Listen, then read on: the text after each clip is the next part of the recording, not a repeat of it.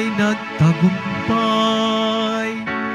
nalupig ang kamatayan, nagniningning ang pagkabuhay.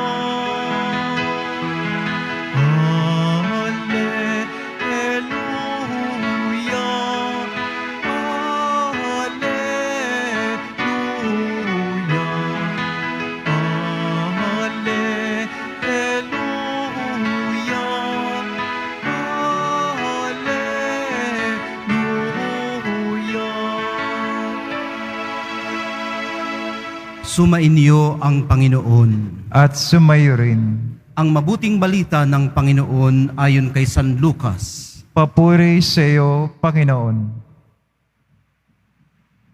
Noong panahong yun, samantalang nanggigilalas ang mga tao sa lahat ng ginawa ni Jesus, sinabi niya sa kanyang mga alagad, "Tandaan ninyo itong sasabihin ko, ipagkakanulo ang anak ng tao.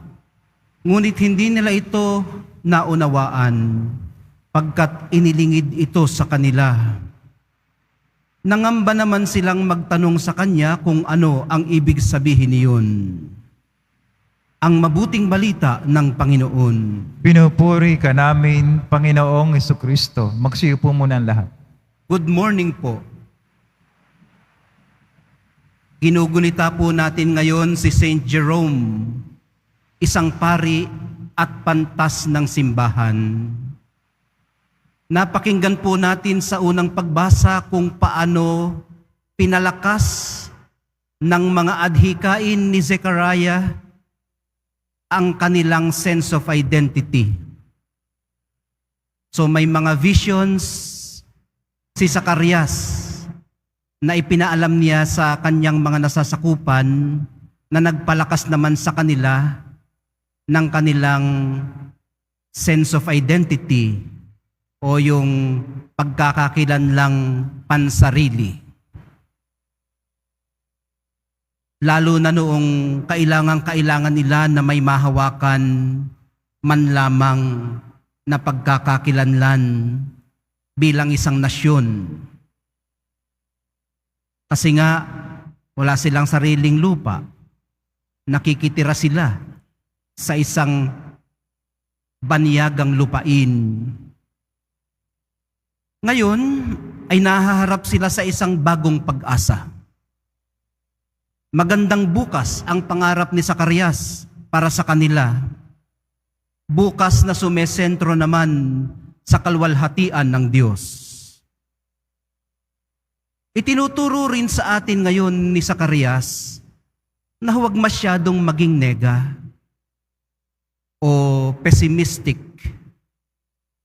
Lahat ng pighati ay maaaring humantong sa pag-asa. Gayon ding inihahanda ng mahal na poong Jesus Nazareno ang kanyang mga alagad sa mga darating na kagipitan. Ang sabi po niya, "Tandaan ninyo itong sasabihin ko, ipagkakanulo ang anak ng tao." Ipamimigay siya ng kanyang mga kaibigan sa kanilang mga kaaway. Hindi ito maintindihan ng mga alagad. Marahil ay dahil hindi nila ito gustong mapakinggan. Siyempre, kasama na nila ang Mesiyas. Tapos, mamamatay lamang pala sa krus ng Kalbaryo. So hindi yun ang kanilang inaasahan para sa isang manunubos. Kaya sinabi niya uli ito sa kanila nung palapit na sila sa Jerusalem.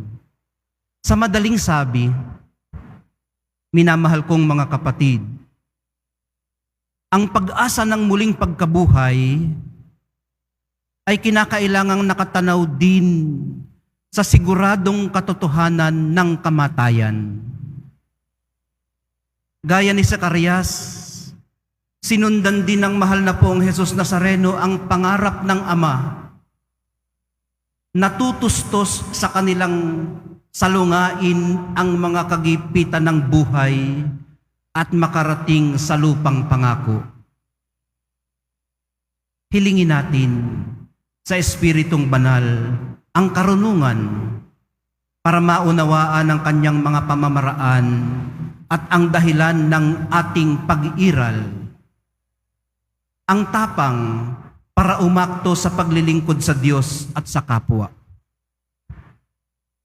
Ang kakayanang makinig at kumilatis sa napapakinggan at ang lakas ng loob na umiwas sa kasalanan.